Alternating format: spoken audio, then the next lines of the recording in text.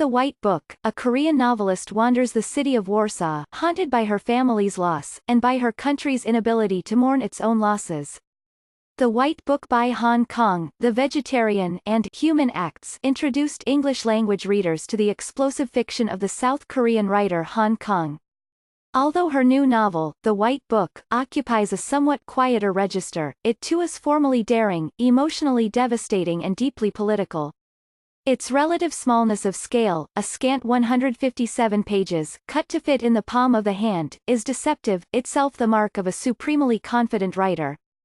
All three novels have been translated into English by Deborah Smith, whose work has garnered great acclaim. Her translation of The Vegetarian won the 2016 Man Booker International Prize, and The White Book was a finalist for the prize in 2016. However, the earlier books have not been without controversy, as several critics noted both errors in the translation of The Vegetarian and liberties taken with its original phrasing.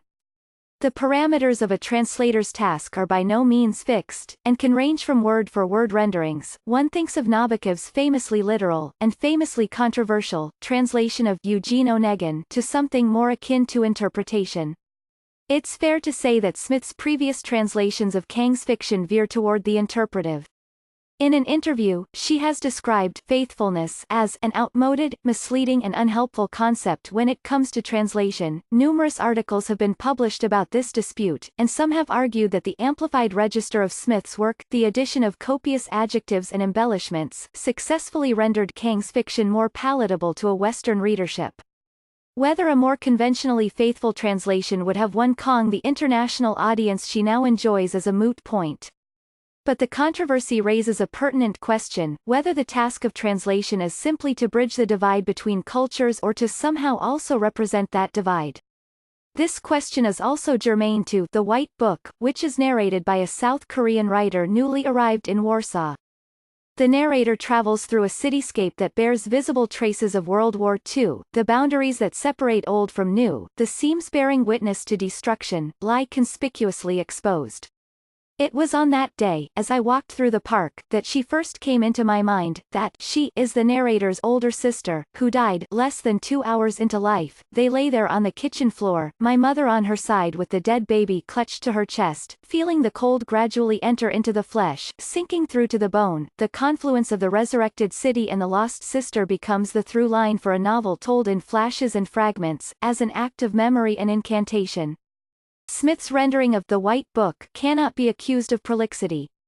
The novel is composed of short entries centered on a word or phrase having to do with the color white, opening with a list that includes salt, shroud, and blank paper. From this, the narrator constructs the novel. Now, in this moment, I feel that vertiginous thrill course through me. As I step recklessly into time I have not yet lived, into this book one have not yet written. What follows is a text shot through with vertiginous thrill. The dead sister haunts the narrator, for there are moments, lying in the darkened room, when the chill in the air is a palpable presence. Perhaps I, too, have opened my eyes in the darkness, as she did, and gazed out. The novel moves fluidly between the I and the she, in shifts between first and third person, but also in the slow collapse of the boundary between the narrator and the sister, the living and the dead.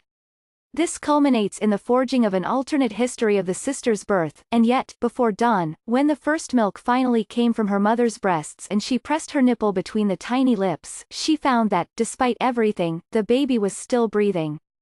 Though she had, by now, slipped from consciousness, the nipple in her mouth encouraged a soft swallowing, gradually growing stronger. Resurrection is a theme throughout Kang's work, one that is tied up in political and collective memory.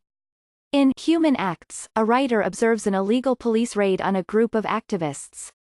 In it, she sees the specter of the 1980 Gwangju Uprising, a sustained protest against South Korea's military government that resulted in hundreds of civilian deaths. I remember being glued to the television, and surprising myself with the words that sprang from my mouth: the radioactive spread is ongoing. Gwangju had been reborn only to be butchered again in an endless cycle. It was razed to the ground, and raised up anew in a bloodied rebirth. Among other things, The White Book is an urgent plea for the ritual power of mourning, for its significance in terms of both personal and historical restitution. She thought of certain incidents in her own country's history. Kang writes, the country she had left in order to come here, of the dead that had been insufficiently mourned. Trying to imagine those souls being thus eulogized, in the very heart of the city streets, she realized that her country had never once done this properly. Kang explores occupation in multiple forms and contexts, from the Japanese occupation to political demonstrations, always tracing the radioactive spread of trauma. But she also makes a case for empathy, one that recognizes both its power and its limitations. I saw differently when I looked with your eyes. I walked differently when I walked with your body. But it didn't come off as I intended. Again and again I peered into your eyes, as though searching for form in a deep, black mirror. In this subtle and searching novel, Kang, through Smith, proposes a model of genuine empathy, one that insists on the power of shared experience but is not predicated on the erasure of difference.